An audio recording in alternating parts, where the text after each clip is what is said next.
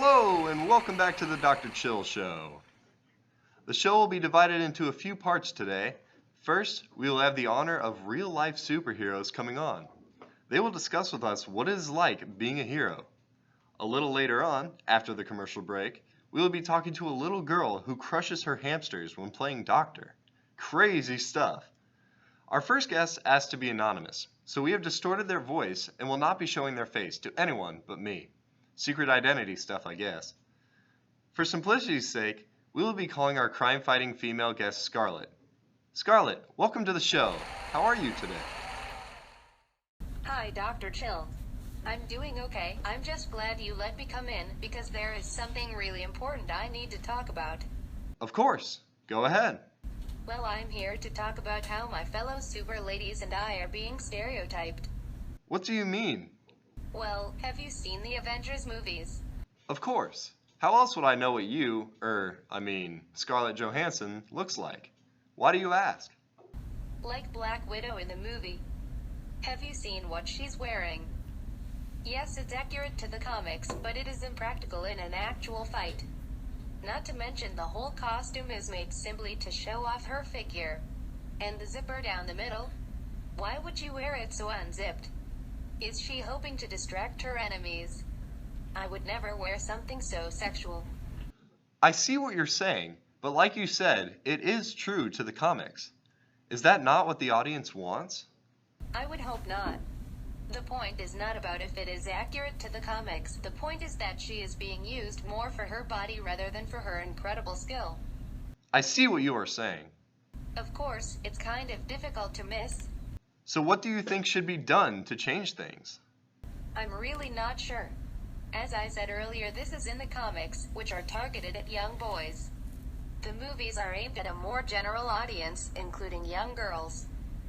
These movies are teaching these girls that the world thinks it is okay to make these heroes run around in tight showing clothing, and women are good for nothing other than eye candy.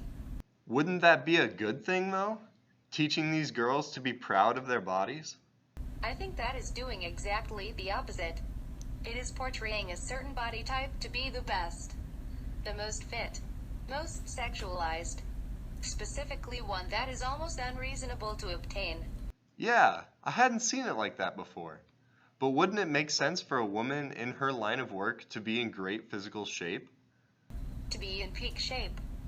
Of course, but it doesn't just portray it like that. Tight clothes strongly suggest a more sexualized manner. Having a fit body is one thing, but being sexualized as a result of that is something else entirely. Again, I see what you're saying, but I'm going to ask again. What can we do to stop this? Well, of course there are many things we can try. We can stop forcing our heroines to wear such absurd costumes or even go as far as having the heroines in these movies speak out against the costumes. There is a lot that could be done, but I think maybe the simplest thing to is to have the parents of young audience members teach their kids that this sort of gender stereotyping isn't okay. Have them teach their kids that while it's okay to be fit and dress sexy at times, that is important to exploit our bodies for this sexuality. We need to be proud of ourselves, but not in a way that is degrading. We are calling for a complete cultural overhaul here, which is not easy. So there may not be any immediate solution. But if we keep trying one set of sexualizing eyes at a time, everything could change for the better. The idea about having parents teach their kids seems so simple, but may just be the most effective way of getting this problem solved, other than removing it entirely.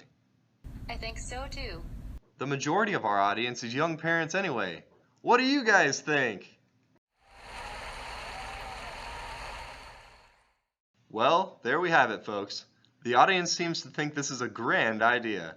Scarlett, I want to thank you for coming on the show today. It was really brave of you to speak out so publicly. Well, thank you for having me, Dr. Chil. Alright, well now it's time for a short commercial break. And after, Aquaman will be on to talk about what it is like living in the ocean and how we can help protect the environment.